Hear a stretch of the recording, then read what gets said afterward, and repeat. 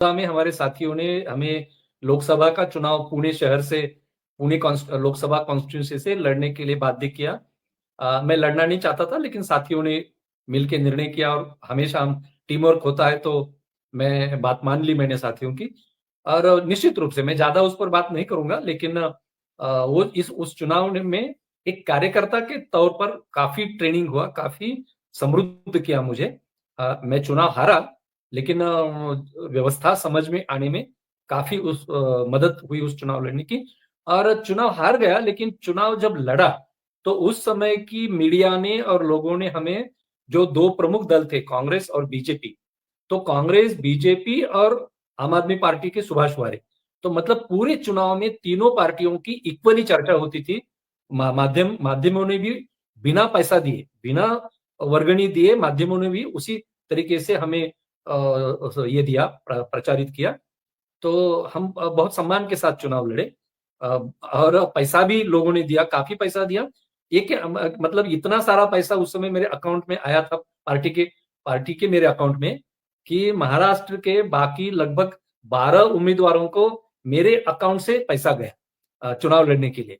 तो मेरे अकाउंट में इतना सारा पैसा आया था, उतना हम लोग ने खर्च नहीं किया। तो 12 उम्मीदवारों को हमने पैसा दिया, तो काफी ठीक था। उस पर बहुत बात हो सकती है, लेकिन समय की कमी है।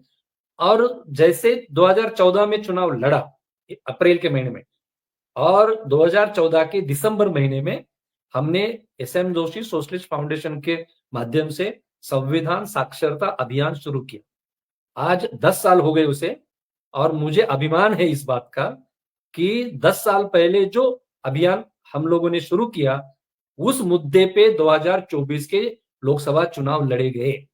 तो हाँ, 2014 में हमको ये मालूम पड़ा था कि संविधान को लेकर काफी बात करनी पड़ेगी।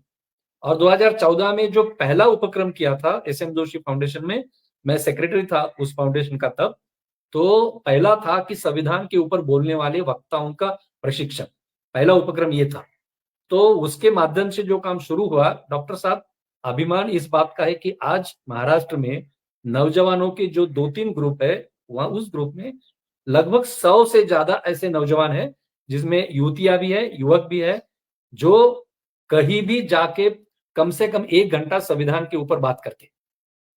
और उन्होंने फिर उस पे जोड़ा, मैं तो सिर्फ बोलने वाला इंसान हूं, बोलना, प्रश्नोत्तर करना, लेकिन उन्होंने कल्चरली अलग अलग माध्यम जोड़े, और कल्चरली अलग अलग माध्यम जोड़ के संविधान का मुद्दा, कॉन्स्टिट्यूशनल मोरालिटी का मुद्दा, संवैधानिक नैतिकता, संविधान के मूल्य को लेकर 100 से ज्यादा नौजवान साथी है जो बात कर सकते हैं 1 घंटा। तो 10 साल में इतना सारा हासिल हुआ है। उसी में जो आपने बात की, मेरी जो किताब है, मराठी में है, हिंदी में भी थी, अभी वो कॉपी आउट ऑफ प्रिंट हो चुके हैं, लेकिन मराठी में जो मेरी किताब थी, मैंने शुरू में बहुत बड़ी किताब लिखी थी, लेकिन उसको छोटा किया। साक्षरता अभियान की किताब है मान के, 100 पन्ने की किताब है, 50,000 प्रति उसकी बिक चुकी है। और उस 50,000 प्रति की बिक्री का हिसाब है एसएम जोशी सोशलिस्ट फाउंडेशन के पास, और कीमत काफी कम रखी है, फिर भी सोशलिस्ट फाउंडेशन को उस पुस्तक की बिक्री से फायदा हुआ है, और उसके माध्यम से संविधान साक्षरता अभियान के बाकी के उपक्रम हो रहे। तो काफी हम सीधे इस सवाल पर आते हैं। हम सारे लोग, जन आंदोलन वाले लोग, खास करके सामाजिक आंदोलन, जन आंदोलन के लोग, इनका रहता है कि जन जागरण कीजिए, जन चेतना जागृत कीजिए और उससे परिवर्तन आ जाएगा समाज में। लेकिन असली चीज तो सत्ता के पास होती है। सत्ता में हस्तक्षेप की बात हम नहीं करते हैं।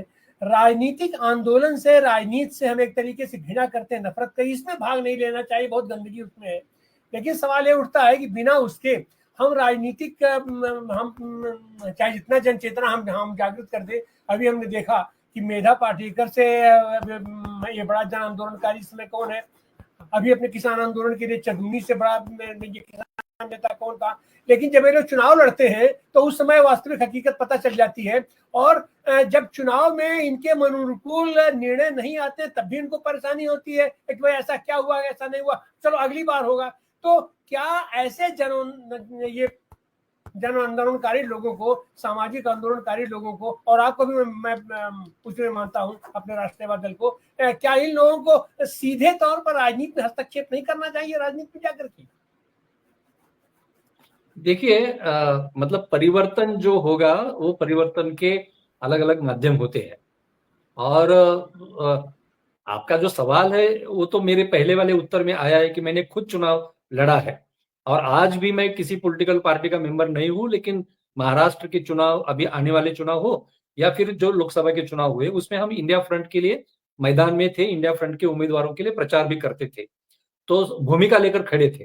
तो हम लोग हैं, लेकिन हम मतलब जो एक समाजवादी पृष्ठभूमि वाले लोग इकट्ठा आके चुनावी राजनीति में हस्तक्षेप करे, ये तो अब एक सपना जैसा लग रहा है।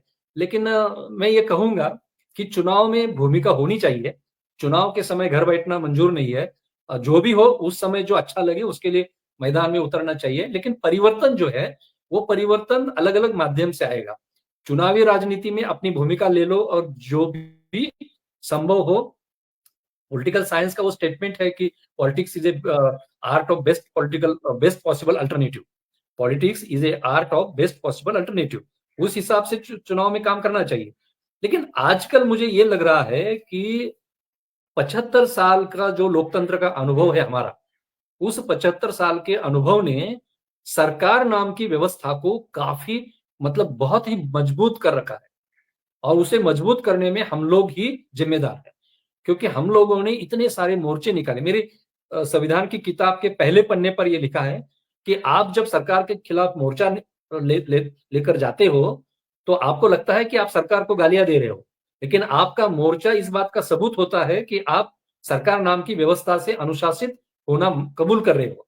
तो हमारे हर मोर्चे के बाद सरकार नाम की व्यवस्था और मजबूत होती जाती है, और आज वो इतनी मजबूत हो गई है कि नागरिकों के हर तरह के अधिकार के ऊपर वो अपना शिकंजा कस रही है। तो ये बड़ा विषय है, लेकिन मैं संक्षेप में ये कहूंगा कि 75 साल में एक तरफ दूसरी कारणों से मार्केट की अपनी कीमत बढ़ी है। मार्केट हावी हो चुका है निर्णय प्रक्रिया के ऊपर। सरकार मजबूत होकर हावी हुई है नागरिकों के अधिकारों के ऊपर। लेकिन समाज में समाज नाम की जो शक्ति होती है, समाज के जो अपने अंदरूनी इनिशिएटिव्स होते हैं, जो थे हमारी समाज व्यवस्था में, वो इनिशिएटिव्स 75 साल में लगभग बुझ चुके हैं। तो मुझे ऐसा लगता है कि चुनाव में तो हम सक्रिय रहेंगे, लेकिन अगर परिवर्तन लाना है तो समाज नाम की तीसरी शक्ति जो कमजोर बन चुकी है, तो समाज के अपने इनिशिएटिव को और जिंदा करना, और समाज समाज अपने अंदरूनी ताकत को और सक्षम कैसे करे, और मार्केट और स्टेट का प्रभाव कम कैसे करे, इस तरीके का काम हमें करना चाहिए आगे बढ़ते हुए, ऐसा मुझे लगता है। अच्छा बारह जी, राजनीति से दूर रहते हुए हम तो कहेंगे कि एनजीओ सेक्टर को बेस करके एक पॉलिटिकल पार्टी बनी भारत में। हम सीधा जिक्र करें आम आदमी पार्टी, और उसमें तमाम एनजीओ सेक्टर के लोग उसको ताकत अपना प्रदान करने में उसमें योगदान भी दिए, और आज की तारीख में वो एक तेजी से उसका उभार भी आया है। लेकिन उससे एनजीओ सेक्टर के लोग किनारे हुए या किनारे छांट कर दिए। लेकिन यह भी बात माना जाएगा कि पॉलिटिकल बैकग्राउंड की जितनी पार्टियां थी उसकी अपेक्षा आम आदमी पार्टी कुछ बेहतर काम भी कर रही है। तो क्या आपको ऐसा नहीं लगता कि ये सारे एनजीओ सेक्टर के लोग अगर उसमें रहे होते, या उनको साथ लेकर के चला गया होता, तो आज की तारीख में राष्ट्रीय पैमाने पर ये राजनीतिक आंदोलन मजबूत हो सकता था? देखिए तिवारी जी, इस विषय पर ना बहुत लंबी बात करनी पड़ेगी। मैं श्रोताओं को बताना चाहूंगा कि आम आदमी पार्टी बनाने के लिए जून 2012 से नवंबर 2012 तक जो 15-16 लोग बैठकें करते थे, वो 15-16 में से मैं एक था। मतलब पार्टी बनाने की प्रक्रिया में मैं था, योगेंद्र यादव जी के साथ, प्रशांत भूषण जी के साथ मैं भी था, और अरविंद केजरीवाल के घर पे बैठ के पार्टी की भूमिकाएं लिखने का काम जो 15-16 लोग करते थे, उनमें से मैं एक था। और जैसे ही पार्टी बनी तो केजरीवाल के आग्रह के कारण मैं राष्ट्रीय कार्यकारिणी का सदस्य था, महाराष्ट्र का अध्यक्ष था। लेकिन मैं एक दुरुस्त करना चाहूंगा कि हम लोग जो उस समय कर रहे थे कि आम आदमी पार्टी बनने की प्रक्रिया में एनजीओ का महत्व कम रहे और जन आंदोलनों का महत्व ज्यादा रहे, ये हमारी कोशिश थी। और शुरू में हम